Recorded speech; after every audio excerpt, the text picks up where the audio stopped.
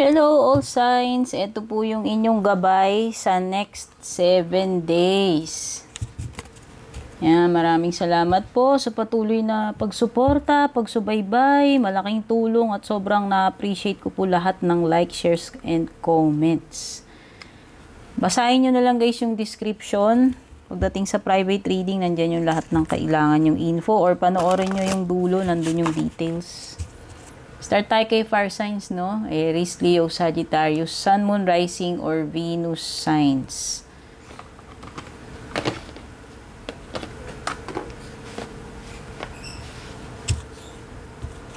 Gamit natin yung bagong deck.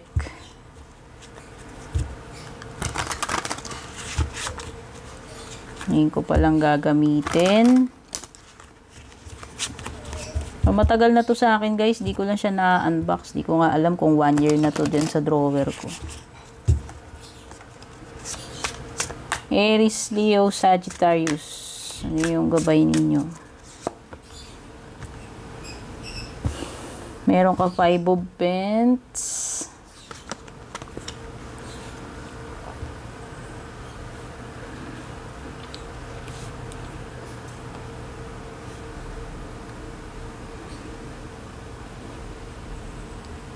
Mukhang may pagwa-walking away na mangyayari dito. Ayan, meron ka kasing 8 of Cups saka 5 of Pentacles. O, baka you or someone walking away dito sa relationship or abandonment. Yan, pwedeng may ganyan eh. Something na inabandon na eh. Tao man yung inaabandon na rito or wina-walk out from, pwede ring situation. So, merong Taurus, Virgo, Capricorn energy at saka water sign, no? Cancer, Scorpio, Pisces.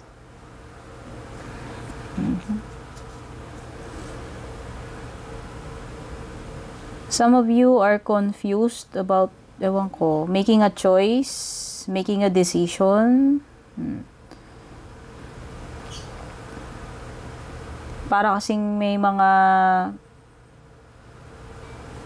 options ka dito sa 7 of Cups. Siguro kailangan mong mamili. Yan. Merong rejection. Basta ang maliwanag na energy dito, pagwa-walk out or pagtalikod, pag-abandona, pag-alis. Pinabayaan, yan, energy ng parang iniwanan or pinabayaan.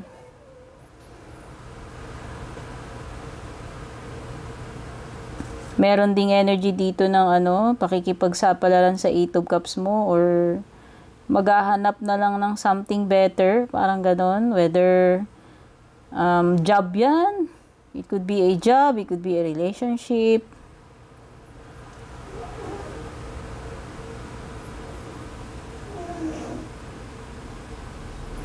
Okay. Meron ding something sa 7 of Cups mo na illusion. Pwedeng hindi realistic na mga expectations. Yan, whether ikaw yan, nag-expect ka na ganito, dapat, ganyan, pero ang totoo, hindi yun yung reality. Pwedeng illusion mo lang yun. No, hindi talaga siya yung actual or yung totoo.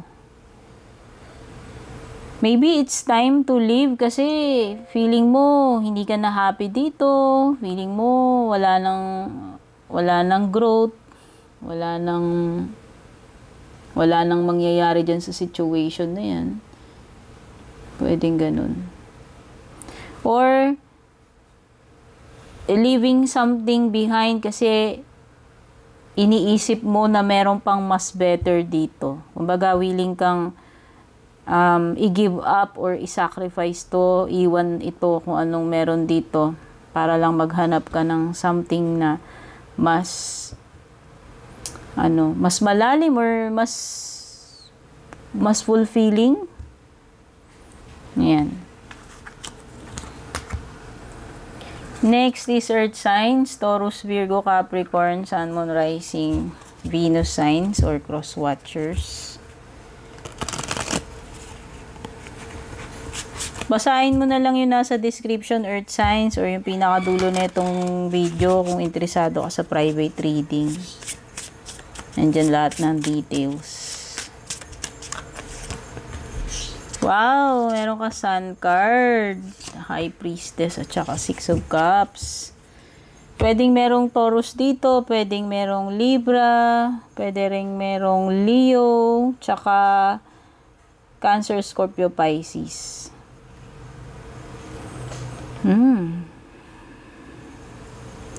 Sa tingin ko, kung ano man itong secret na to, malalaman mo na ano yung totoo. Taurus, Virgo, Capricorn. Yan, alam mo kung ano magbibigay sa iyo dyan ng pagsisiwalat, yung Sun card. Kung merong misteryo na gaganap sa buhay mo, sa relationship mo, or kung saan man, merong something hidden kasi dito eh. Pero mabuti na lang may sun card ka. Ibig sabihin mag-shed ng light itong sun card na to dito sa something mysterious na ito. Ano naman itong hidden na ito, sikreto na to, lilitaw at lilitaw with the sun card. So, maliliwanagan ka na, malalaman mo na finally. Ano tong something na tinatago ni High Priestess. Oh.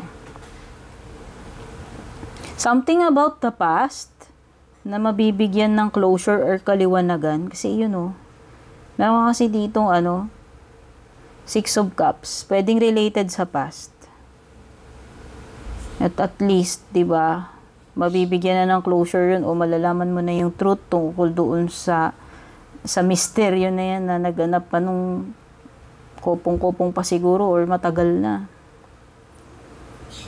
Yan na nakikita ko is well-being and happiness na paparating sa iyo with the Sun card. So finally, magiging happy ka na uli or magiging okay na uli yung mga bagay-bagay. Diyan na yung araw eh. And sa tingin ko, itong High Priestess, hindi lang naman siya about secrets. Feeling ko lang dito parang magigain ka ng wisdom from this experience. Kasi parang meron something dito na mangyayari sa'yo or makakapagmulat sa'yo. And dahil doon, +1 sa wisdom mo yan. Okay? Revisiting the past, pwedeng nostalgia ito. Ano man tong memory na to sa past na maaaring binabalik-balikan mo or bumabalik sa'yo. Pwede may kinalaman sa childhood, pwede may kinalaman sa, basta something from the past eh. Pwedeng mga memories mo sa past na happy, kasi meron ka sun card dito. Or yun na nga yung binabanggit ko kanina na something sa past na misteryoso. And now, mabibigyan ng kaliwanagan sa'yo. Okay? Parang mystery na masosolve ito.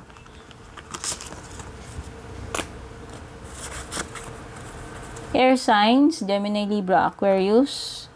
Ito yung gabay mo or dapat mong malaman sa next 7 days.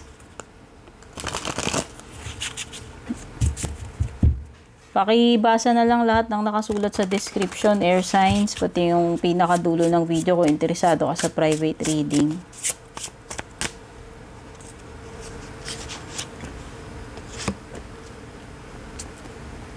Okay, may Taurus, Virgo, Capricorn energy dito. Meron ding Sagittarius energy. Tsaka water sign, Cancer, Scorpio, or Pisces.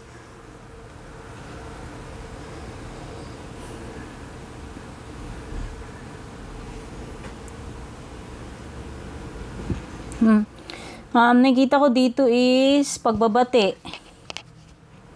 Peace. Peace offering or period ng pagiging at peace. Pero nakikita ko pwedeng reconciliation, pakikipag-ayos, whether sa family mo man yan, sa mga kaibigan mo, or sa romantic. Nakikita ko dito. Manunumbalik na yung kapayapaan, dear. sa buhay mo, yun yung indication ng temperance. Kung nagkaroon man ng mga gulo-gulo, ng mga di pagkakaunawaan, away-away, ayan na at least, no? Matatapos na kasi yung period ng chaos eh. And mapapalitan na siya ng period na magiging at peace ka na uli. Manunumbalik na yung katiwasayan, kaayusan, yung magandang connection, no? Kung meron mang mga connection dito na nagkaroon ng problem or gulo-gulo.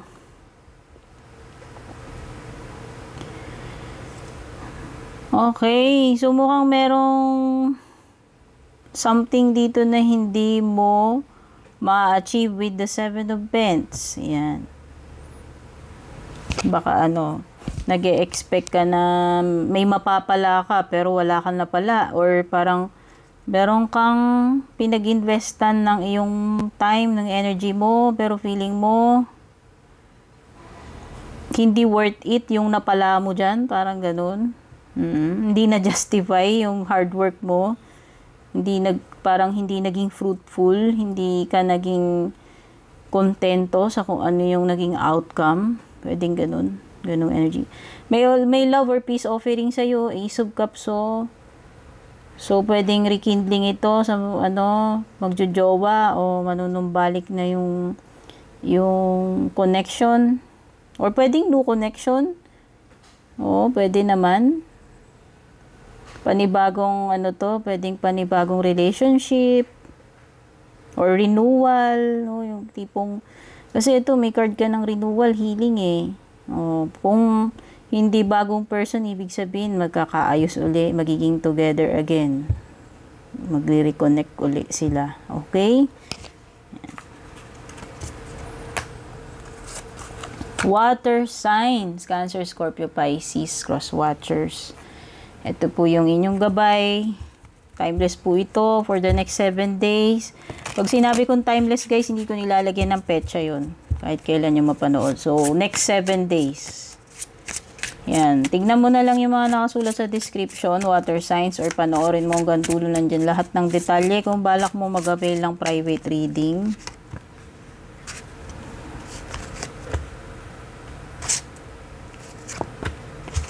Okay. Hierophant, Taurus energy. Taurus at saka meron ding water sign na kapareho mo, Cancer, Scorpio, Pisces.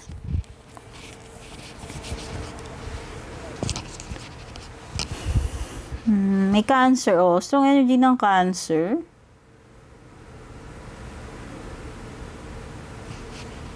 Cancer tsaka Taurus. Yan.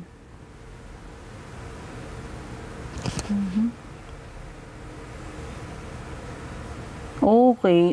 Nakikita ko dito parang abandoning a commitment or marriage. Specific ito.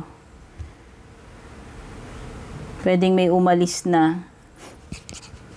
Or nakipaghiwalay na, iniwan ng asawa. Oo. Iniwan ng jowa. Pero more on, ko kasi parang marriage eh. May taong kasal na rito.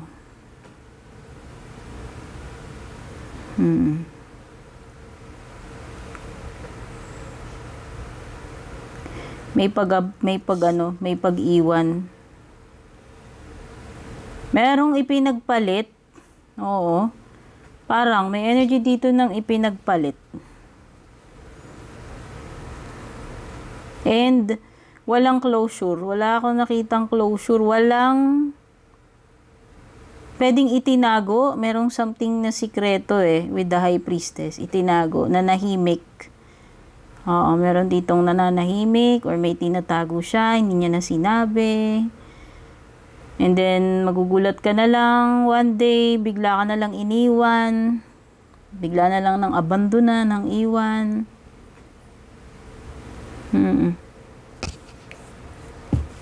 Pero yun nga, parang may feeling ng nakakita ng mas better, kaya basta, pinagpalit na energy.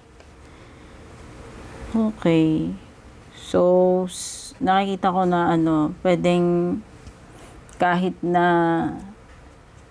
nag-swear siya, sumumpa siya sa'yo ng commitment, wala lang. Parang nabaliwala lang yun dahil ipinagpalit. Yung nakikita ko.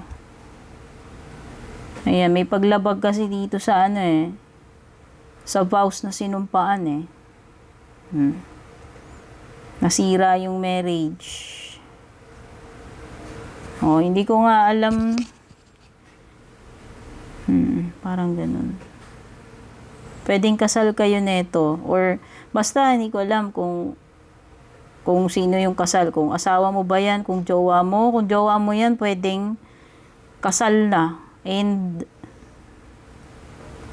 may pinili between doon sa third party and doon sa urig na asawa. Okay, so yan. Maraming salamat all signs sa palaging pagsubaybay. Sana nakatulong sa inyo itong reading na to. Take care, babush.